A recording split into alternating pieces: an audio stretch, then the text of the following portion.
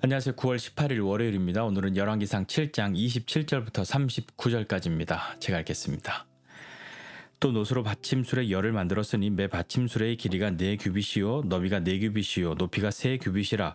그 받침술의 구조는 이러하니 사면 옆 가장자리 가운데에는 판이 있고 가장자리 가운데 판에는 사자와 소와 그룹들이 있고 또 가장자리 위에는 놓는 자리가 있고 사자와 소 아래에는 화환 모양이 있으며 그 받침술에 각각 4 놋바퀴와 노축이 있고 받침술의 4발 밑에는 어깨 같은 것이 있으며 그 어깨 같은 것은 물두멍 아래쪽에 부어 만들었고 화환은 각각 그 옆에 있으며 그 받침술의 위로 들이켜 높이가 1규빗 되게 내민 것이 있고 그 면은 직경 1규빗 반 되게 반원형으로 우묵하며 그 나머지 면에는 아로새긴 것이 있으며 그 내민 판들은 네모지고 둥글지 아니하며 4바퀴 옆판 밑에 있고 바퀴축은 받침술에 연결되었는데 바퀴의 높이는 각각 1규빗 반이며 그 바퀴의 구조는 병거 바퀴의 구조 같은데 그 축과 태와 살과 통이 다 부어 만든 것이며 받침술의 4 모퉁이에 어깨 같은 건 4이 있는데 그 어깨는 받침술에와 연결되었고 받침술의 위에 둥근 테두리가 있는데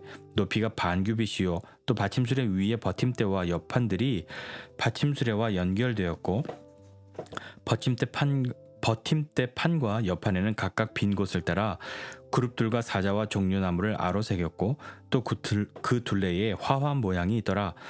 이와 같이 받침술의 10개를 만들었는데 그 부어 만든 법과 크기와 양식을 다 동일하게 만들었더라. 또 물두멍 10개를 노수로 만들었는데 물두멍마다 각각 40밭을 담게 하였으며 매 물두멍의 직경은 4규빗이라. 10 받침술의 위에 각각 물두멍이 하나씩이더라. 그 받침술의 5은 성전 오른쪽에 두었고 5은 성전 왼쪽에 두었고 성전 오른쪽 동남쪽에는 그 바다를 두었더라. 아멘. 어제에 이어서 두로 사람 히람이 만든 성전 기구들을 계속 보겠습니다. 어제 우리 예배 시간에 본 성전 기둥이었죠. 놋기둥, 야긴과 보아스. 그리고 예배 시간에 함께 다루지는 않았지만 그 뒤에 놋바다, 엄청나게 큰 물을 담아두는 그것이 있었고요. 오늘은 물두멍과 그것을 올려두고 또 이동할 때 쓰는 그 받침 수레, 그것에 대해서 함께 보도록 하겠습니다. 이 히람이 놋기둥과 놋바다를 만들고 또 물두멍과 받침수레를 만들었는데요. 성전 입구에 있는 그 놋기둥 그리고 그 뜰에 있는 놋바다, 얼마나 넓은지 그게 마치 바다와 같이 그렇게 보인다. 큰 놋으로 만든 물을 담아두는 것이었는데 그 놋바다는 제사장들이 사용하였고요. 오늘 이 물두멍은 제사 드리러 온 사람들이나 제물을 거나 하는데 그렇게 사용하였습니다. 그들의 정결을 위해서 사용했던 것이죠. 그 물두멍의 개수가 10개입니다. 10개고요. 각각 40밭의 물을 담았다 하는데 40밭은 약 880리터 정도 된다고 해요. 880리터 잘 감이 안 오죠. 뭐 1리터짜리 500ml, 뭐 2리터짜리 이런 걸로 개수를 하면 뭐 그것도 잘 감이 오지 않을 거고요. 굉장히 큰 엄청나게 많은 양이죠. 1톤 트럭에 실을 만큼의 물, 그 물이 물두멍 하나씩에 있었단 말입니다. 4규빗이 되니까 45cm, 약 1.8m 되는 직경을 가진 그것에 담았으니까요. 그것이 10개가 준비되어 있었단 말입니다. 그러니까 880리터라고만 해도 10개면 8,800리터입니다. 8.8톤인 거죠. 굉장히 많은 양입니다. 성전 좌우에 5개씩 그것을 두었죠. 그 받침수레라는 것이 우리가 잘 익숙하지 않잖아요. 왜냐하면 물두멍은 좀 들어봤죠. 왜냐하면 성막 이야기 나올 때 물두멍이 나오니까. 그런데 지금은 성막의 시대가 아니라 성전의 시대니까 더 규모가 커지고 그랬잖아요.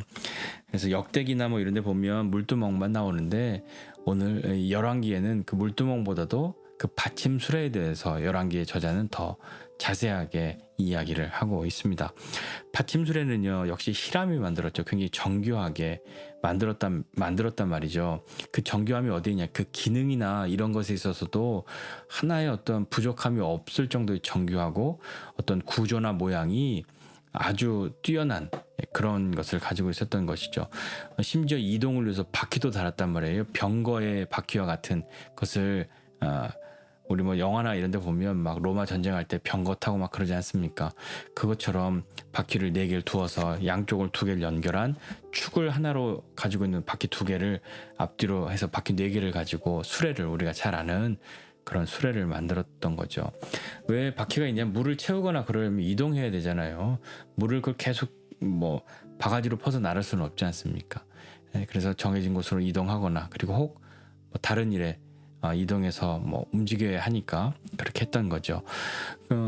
그런데 물두멍이 그 있으면 바퀴를 움직이고 뭐 수레를 움직이면 어떻게 합니까? 물두멍을 잘 보관하기 위해서 우묵하게 된 그것을 그 수레 위에, 그 판 위에 올려놓았다고 했잖아요. 그러니까 흔들리지 않도록 잘 고정을 해 두었던 거죠. 이 모든 것을 역시나 놋으로 만들었단 말입니다.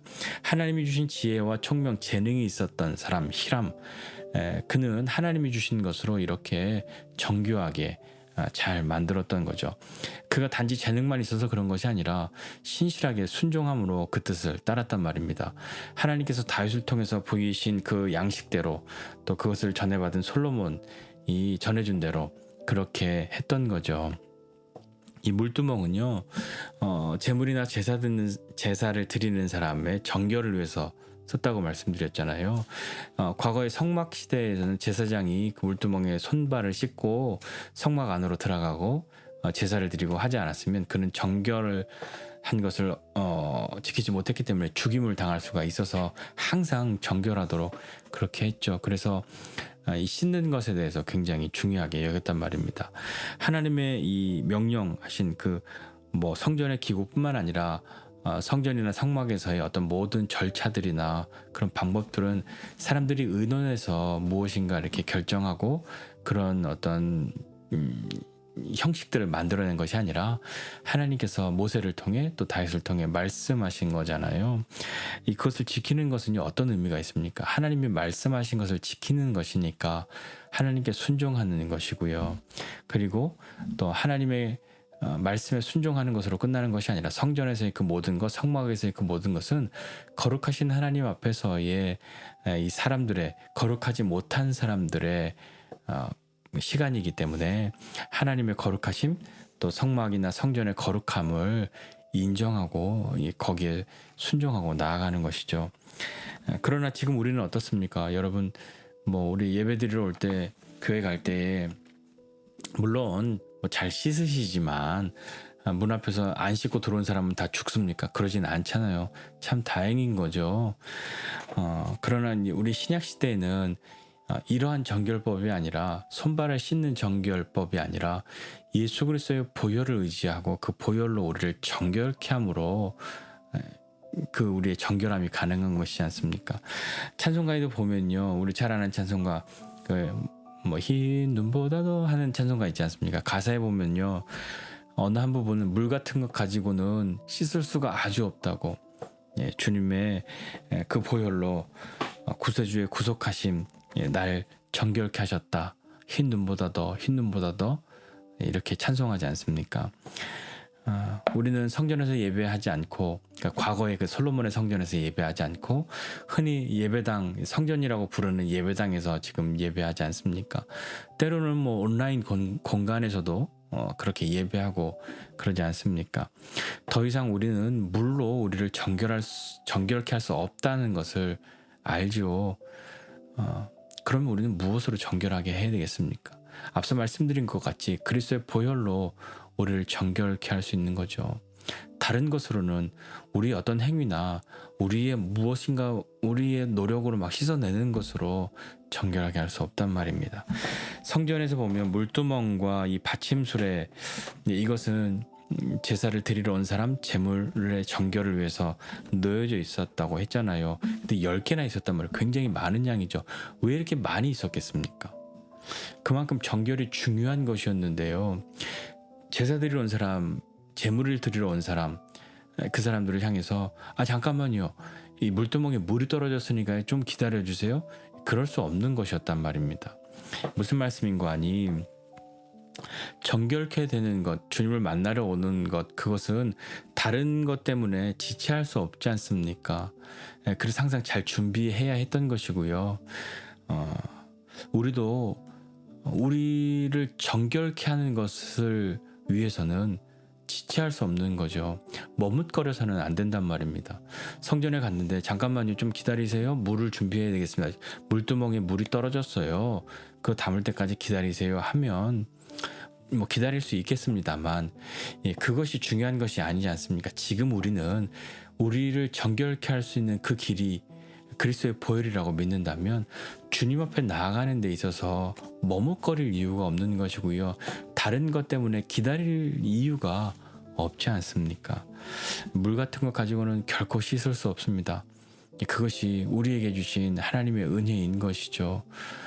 그리스도의 보혈로 오늘도 우리는 정결케 되고 그 보혈의 공로를 의지하고 힘입어 하나님 앞에 담대히 나아갈 수 있지 않습니까? 그 담대히 나아감이라 하는 것은 어떤 의미에서는 우리는 여전히 거룩하지 못하고 정결하지 못한 삶을 살아왔으나 다시 한번 주님을 의지하고 주의 보혈로 정결케 되기를 원하고 다시 한번 주님이 기뻐하시는 거룩한 삶 살기를 원합니다 라는 그런 마음으로 오늘도 나아가야 하지 않겠습니까? 맨날 나는 거룩하지 못한데 뭐하러 매일같이 그렇게 정결하게 할 필요가 있어? 가끔 생각날 때 양심에 많이 찔릴 때나 한번 거룩하게 하면 되지. 그럴 것이 아니라 하나님을 만나는 것에 있어서는 지체할 수 없지 않습니까? 다른 것으로 그 순서를 바꿀 수 없지 않습니까? 주님을 만나는 것, 주님의 품에 안기는 것, 주님과 함께하는 것이 우리 인생 가운데 가장 귀하고 큰 것이라는 것을 믿는다면 오늘 우리를 정결케 하시는 그리스도의 은혜를 힘입고 다시 한번 오늘 하루의 삶을 살아가는 저와 여러분 모두가 되시기를 주님의 이름으로 축복합니다. 기도하겠습니다. 하나님 아버지의 은혜와 사랑을 감사드립니다. 하나님